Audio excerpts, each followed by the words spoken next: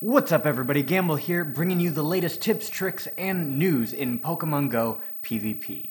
Unless, of course, it's Sinister Cup, in which case I'll just record 2 videos and then ghost you for 2 weeks. I probably wrote like 3 or 4 video scripts for Sinister Cup, but I end up just not posting them because as soon as I was ready to record them, they became out of date. I also recorded a tournament out in Sac State that I bombed, which is not why I chose not to post it. It didn't really add a whole lot of value, and it was really poorly produced anyways. It wasn't very well planned, even though it did want to make me quit PvP and go suck at another mobile game. Oh, dang it, Mario! But before we get into my video on the Ferocious Cup, I want to talk about something that was announced earlier this week called the Go Battle League. This is what we've been waiting for. This is the point of this channel. The blog post says, battling has been a core part of the Pokemon universe since the very beginning, except for Pokemon Go. We're excited to announce the development of a feature that will build upon trainer battles, the current form of player versus player battling that exists within Pokemon Go. This feature will be called Go Battle League. Like many Pokemon Go features, Go Battle will encourage players to get out and explore the world with Pokemon. Trainers will be able to walk in order to earn entry into the Go Battle League. This is referring to the Versus Seeker item. That is the name of this channel. I called it. It is coming. Be ready. Anyways, enough with the sidetrack, enough with the excuses of why I haven't been posting very much. Let's get on with the Ferocious Cup Meta Simplified Guide. And first, I want to take a look at the rules. Rather than being restricted to specific Pokemon types, the Ferocious Cup is limited to a selection of land-based beast Pokemon inspired by fearsome beasts that rule the land. Sylph, what the f? Sylph is hand-selected 130 land-type Pokemon with no indication of an objective system for us to go off of for this month's cup, or next month's cup. I've already given up on the Sinister Cup, that I'm just kind of moving on. But that kind of means that we have to figure it out on our own. That being said, let's take a look at my interpretation of the Ferocious Cup Simplified. The Ferocious Cup is what I like to call a 2-track meta. And going into this video, I'm gonna first start with the first track, which is the Dark type track. If you've done any amount of research or anything at all on the Ferocious Cup, you are already seeing Umbreon at the top of the rankings on pvpoke.com. And if you're anything like anybody else that is taking a first look at this meta, you're under the impression that Umbreon is a dominant force in this meta, which I don't disagree with, but in my personal opinion, I think the water types are the king of this meta.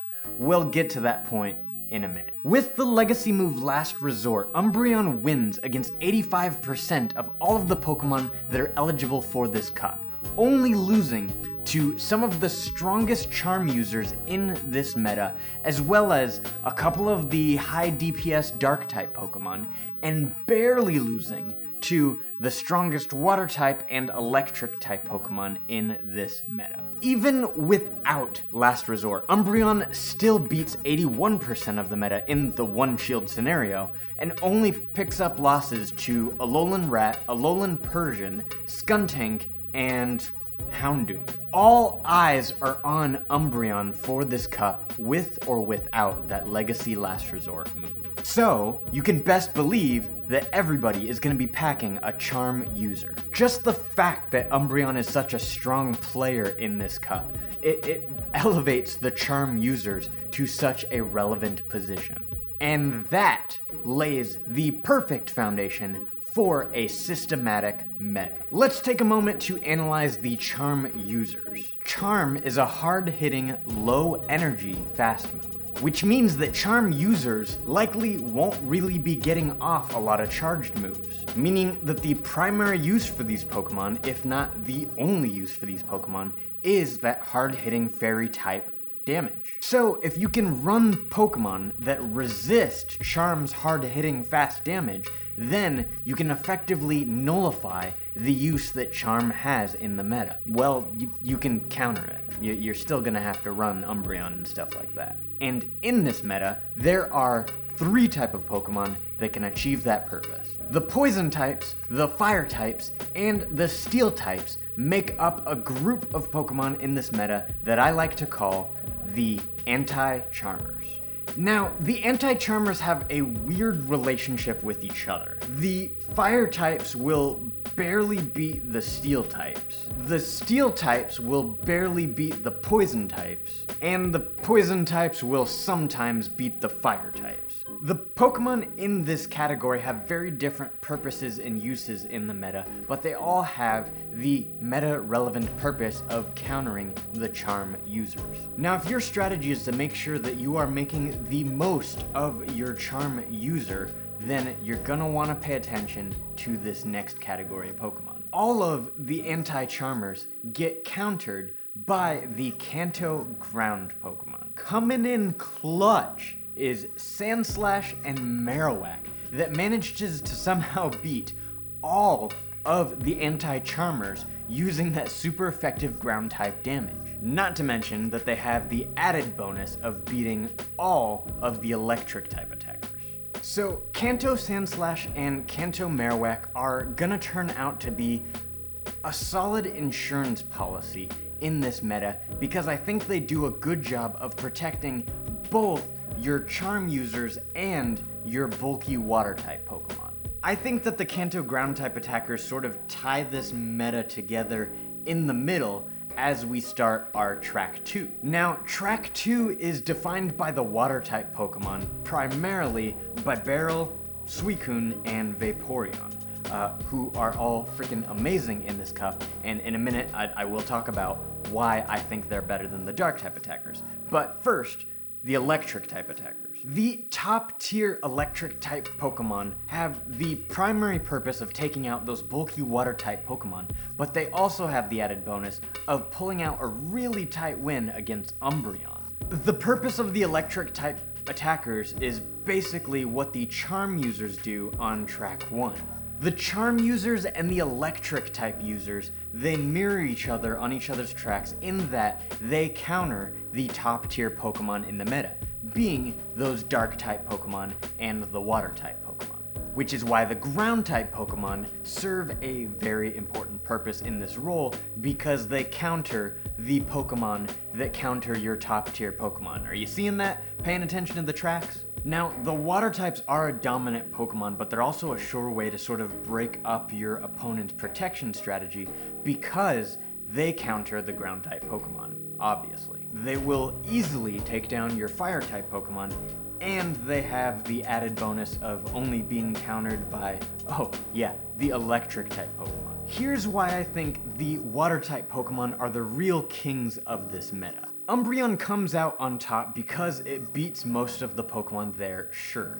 But if you look at the Pokemon that actually counter Suicune, Beryl, and Vaporeon, then half of those Pokemon are electric type Pokemon. Now, yes, it is going to be important for everybody to run an electric type Pokemon on their team, but nobody's going to be running multiple electric types on their team. This just means that you have options. If you take out the electric type Pokemon, then you have a narrower view of what actually generally beats these Pokemon in the meta, and most of them aren't really that relevant. So yes, I do think it's going to be important for you to pay attention to the path of Track 2. Not that you should be ignoring Track 1, but I personally do think just that the water Pokemon are better in this meta. No, that does not mean that you can get away with deciding not to run Umbreon or a Alolan Raticate, for that matter. But it does mean that you're definitely going to want to really pay attention to Track 2 here. You're going to want to pack the important counters to these Pokemon and make sure that you have decent support insurance policy for those Pokemon as well. So far, what I'm gathering is that about 3 Pokemon from each track is probably gonna be the best coverage for your team. It is still early, so I do want to make sure that you do your research and make sure you look at all of your options and decide what the best strategy is, but I do want to be able to simplify it and organize it for you in this way. Now, I do have a category for Ice-type Pokemon, but I'm still kind of figuring out how they systematically fit in the meta. And I don't know, they seem to get pummeled by everything that is gonna be there in the meta. I don't know. Maybe you can figure something out. Let me know down in the comment section what role you think the Ice-type Pokemon are going to be playing in this meta. Now, we do have some Pokemon that are going to serve some niche uses that you're definitely going to want to pay attention to, because some of these Pokemon break these molds a little bit and serve targeted purposes in this meta. The way I kind of see Shelgon fitting in here is that he serves a similar purpose as your Kanto ground type attackers, in that it will wreck your electric type attackers. And it'll put up a much better fight against the water type Pokemon than those weak ground type Pokemon. It will cause neutral damage to everything except for the steel and fairy type Pokemon in the meta. But it does not beat the anti-charmers like the ground type Pokemon are supposed to, and it does come up with a loss against Kanto Sandslash. So it will put up a better fight against the water type Pokemon, and it will protect your water type Pokemon, but it will not protect your charm users. Now the next wild card, as you can see, is Donphan, which is the only Pokemon except for Ursaring to carry the fast move counter. But it still barely comes out with a win against Umbreon. It also loses to the strongest charm users in the format, except for Delcatty. As a ground type Pokemon, it will take heavy damage from those water type Pokemon with the picked up resistance to the electric type Pokemon, but it does not quite fill that insurance policy role that our Kanto, Sandslash, and Cubone are able to fulfill in this meta. And for the third slot of wild cards, I'm basically lumping together all the normal type Pokemon in this meta, because frick, that is complicated. Frickin' all of these normal type Pokemon have such different purposes, such different uses, that I can't really systematically put them anywhere, especially since there's no like strong fighting type force in the meta. They don't fit. They are mold breakers. Figure it out, do some research, see which ones you can use for different purposes, but that is the Meta Simplified guide. There are 2 tracks to this meta, the Dark type track and the Water type track, and they all come together with those ground type Pokemon in the middle. I do realize that I've spent quite a lot of time talking about Kanto, Marowak, and Kanto Sandslash, but that's because I think everybody is already going to be talking about Suicune and Umbreon and all of these other top tier picks. You can get all of that information out there, and I know you will. The reason that I'm starting the conversation in this video early is because I want you to see how the meta comes together. I want you to see how you can counter these different Pokemon, because it seems like in this format, the most important thing to pay attention to is your team composition. So I want you to know like how far they stack down, what counters what path you need to be looking at in order to develop a strong team composition, because there are 2 ways that this could go, and you're gonna wanna be prepared. I do think that Sylph did this on purpose. There are only a few ground type Pokemon in this meta, but they serve a very interesting role in their interaction with the Pokemon that counter the top tier Pokemon. So just, I don't know. I do think that these are Pokemon you're gonna wanna pay attention to.